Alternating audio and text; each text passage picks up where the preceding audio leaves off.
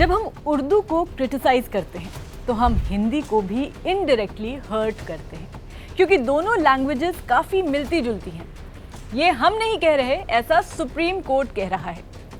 आजकल इंडिया में लैंग्वेज भी कंट्रोवर्सी बन जाती है। एक तरफ हम रील्स में इश्क और जुनून वाले लिरिक्स गाते हैं और दूसरी तरफ कुछ लोग उर्दू लैंग्वेज के बोर्ड देखकर ऑफेंड हो जाते हैं, नाराज हो जाते हैं। बट रिसेंटली उर्दू को लेकर सुप्रीम कोर्ट ने एक जबरदस्त जजमेंट दिया और बोला कि Urdu is not a foreign language, Urdu is hours. Urdu कोई बेगानी जबान नहीं जनाब, अपनी ही है, देसी है। तो क्या था ये केस, क्या बोला सुप्रीम कोर्ट ने और उर्दू की कहानी क्या है? चलिए छोटी सी लैंग्वेज ट्रिप पर चलते हैं। मेरा नाम है हरीम और आप देख रहे हैं स्विच। तो कहानी शुरू कहां से हुई? सब कुछ शुरू हुआ महाराष्ट्र के एक छोटे से टाउन पातुर से, जो अकोला डिस्ट्रिक्ट में है। वहां के म्यूनिसिपल काउंसिल की नई बिल्डिंग के साइन बोर्ड पर लिखा था म्यूनिसिपल काउंसिल पातुर। ये इंग्लिश और मराठी में भी लिखा था और फिर उर्दू में भी लिखा था। तो इंग्लिश और मराठी से तो किसी को कोई दिक्कत नहीं हुई, बस ये उर्दू में लिखा होना ही कुछ लोगों को प्रॉब्लमैटिक लग गया। इसके अगेंस्ट जिन्होंने आवाज उठाई वो थी एक फॉर्मर म्यूनिसिपल मेंबर वर्षा ताई। उन्होंने कहा कि भाई, मराठी तो स्टेट की ऑफिशियल लैंग्वेज है, बोर्ड पर मराठी में लिखा होना इज ओके, लेकिन ये उर्दू लिखना गलत है। और यहीं से बात चली और सीधा सुप्रीम कोर्ट तक पहुंच गई। तो क्या है सुप्रीम कोर्ट का वर्डिक्ट? सुप्रीम कोर्ट ने क्या बोला? उन्होंने बोला कि language is not religion. Urdu किसी रिलीजन की नहीं होती, ना ही हिंदी सिर्फ हिंदूज की है, ना उर्दू सिर्फ मुस्लिम्स की। सुप्रीम कोर्ट ने कहा कि लैंग्वेज की जहां तक बात है तो लैंग्वेज तो कल्चर का हिस्सा होती है, एक कम्युनिटी, एक रीजन, एक वाइब का रिफ्लेक्शन होती है। और उर्दू वो तो यहीं की यानी हिंदुस्तान की पैदाइश है, इंडिया में ही जन्मी, इंडिया में ही पली बढ़ी। इंडिया के बड़े बड़े पोएट्स, शायर सभी सालों सालों से उर्दू बोलते आए हैं। जजेस ने फर्दर बोला कि ये सोचना कि उर्दू एलियन है, फॉरेन है, ये बस एक गलत धारणा है, एक गलत परसेप्शन है। उर्दू भी इंडो आर्यन लैंग्वेज है, जैसे हिंदी और मराठी। इतना ही नहीं, एक और जबरदस्त लाइन बोली कोर्ट ने। उन्होंने कहा कि जब हम उर्दू को क्रिटिसाइज करते हैं तो हम हिंदी को भी इनडायरेक्टली हर्ट करते हैं, क्योंकि दोनों लैंग्वेजेस काफ़ी मिलती जुलती हैं। सिंटैक्स, ग्रामर, फोनोलॉजी तक हम अपनी आम भाषा में उर्दू के दर्जनों लफ्ज़ों का इस्तेमाल करते हैं, बस डिफरेंस है स्क्रिप्ट का। हिंदी लिखते हैं देवनागरी में, उर्दू लिखी जाती है नस्तालिक स्क्रिप्ट में, which is a mix of Farsi and Arabic.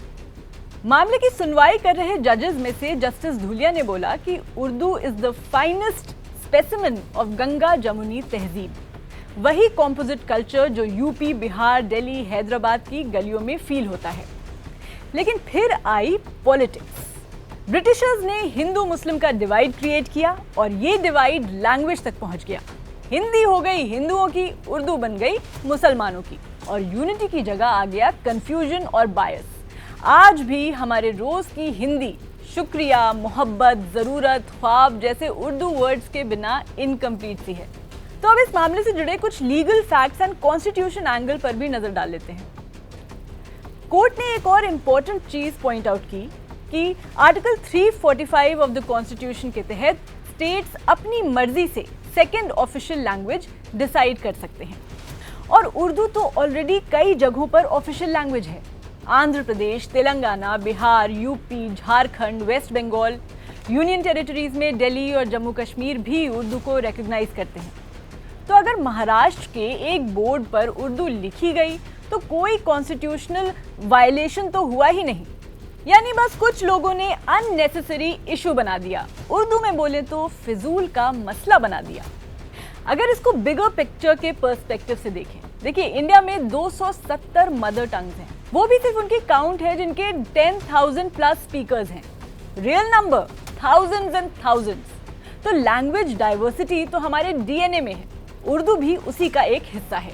Court ने कहा कि इस डाइवर्सिटी को सेलिब्रेट करो, ना कि उससे डर के लैंग्वेज पर रिस्ट्रिक्शंस लगाओ। लैंग्वेजेस सिर्फ जुबान नहीं होती, वो होती है इमोशन, एक्सप्रेशन, आइडेंटिटी। और उर्दू वो तो सिर्फ एक स्क्रिप्ट या रिलीजन से कहीं ज्यादा है, वो तो एक फीलिंग है। तो अगली बार जब आप तेरा इश्क मेरा फितूर टाइप सॉन्ग गाएं या किसी की आंखों में ख्वाब देखें, किसी के दिल में मोहब्बत देखें, तो याद रखिएगा उर्दू कहीं दूर की मेहमान नहीं है, वो तो अपनी ही है।